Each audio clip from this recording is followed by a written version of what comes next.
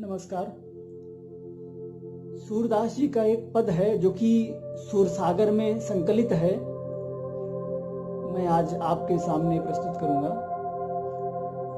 ये पद मुझे बहुत प्रिय है और इसके पीछे कारण जो है कि इसमें सूरदास जी ने माया, जीव और ब्रह्म का ऐसा समीकरण बिठाया है कि ये अद्भुत बन गया है। और आप भी सुनेंगे तो आपको भी ये पसंद आएगा कि अब के राख लेहु भगवान, अब के राख लेहु भगवान, हौ अनाथ बैठो द्रुम डरिया पारधि साधे बान।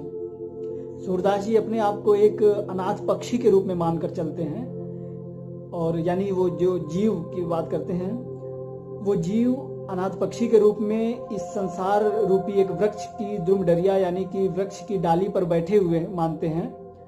हौ अनाथ बैठो द्रुम डरिया पारधि साधे बान, और नीचे एक बहेलिया धनुष बाण लिए हुए निशाना लगाकर खड़ा है। ताके डर भाजो चाहत हूं ऊपर ढुक्यो सचान, उसके डर से जो मैं भागना भी चाहता हूं तो ऊपर एक बाज पक्षी घात लगाकर बैठा है। यानी बहेलिया और बाज को आप माया मान सकते हैं। काम, क्रोध, मद, लोभ, मोह, ये सब जो विकार हैं, इन सब का मिला जुला जो रूप है, इसका जो उसके रूप में ये है, माया के प्रतीक मान सकते हैं। दुहु भांति दुख पर्यो आनी, अब कौन उबारे प्राण। दोनों तरफ से अब दुख, ये संकट आ पड़ा है। यानी आगे कुआं और पीछे खाई। बहेलिया से अगर बच के भागते हैं तो बाज खा जाएगा, और बाज से अगर बचने की कोशिश करते हैं तो बहेलिया मार देगा। दुहु भांति दुख भयो आनी, अब कौन उबारे प्राण। सुमिरत ही अहि डस्यो पारधी कर छूटे संधान। ऐसी स्थिति में वो पक्षी यानी ये जो भक्त है, जो जीव है, ये अपने आराध्य को, उस ब्रह्म को याद करता है, उनका नाम स्मरण करता है।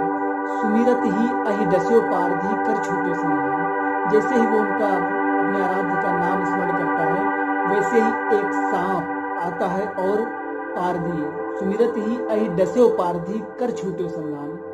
एक सांप आता है और वो उस बहेलिए को डस लेता है, और जैसे ही बहेलिए को डसता है, कर छूटे संधान, उस बहेलिए के हाथ से वो तीर निकल जाता है।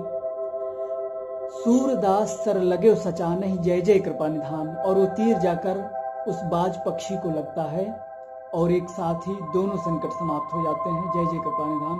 और सूरदास जी अपने प्रभु की माया को देखकर चकित हो जाते हैं, गदगद हो जाते हैं।